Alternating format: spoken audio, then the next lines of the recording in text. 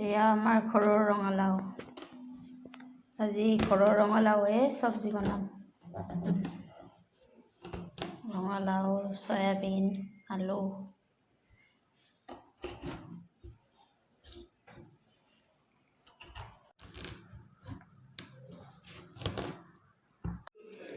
আৰু এইটো ফুল, ঘৰৰে ফুল, আলু, ৰঙালাও। এনেদৰে চব্জি বনাম আজি। আৰু আমাৰ আজি চব্জিখনৰ কাৰণে ৰেডি কৰিছোঁ, এয়া কঁঠালৰ গুটি ফালি ফালি দিছোঁ, ৰঙালাও, ফুল, আলু আৰু এয়া বুটমুগ আৰু এয়াখিনি চয়াবিন। এনেদৰে চব্জি বনাম আৰু পিঁয়াজ, জলকীয়া, আদা, নহৰু ৰেডি কৰি ল'লোঁ। এতিয়া কেৰাহীটো গৰম হ'ব দি ইয়াতে অলপমান তেল দি দিছোঁ। এতিয়া চয়াবিনখিনি ভাজি ল'ম ইয়াতে।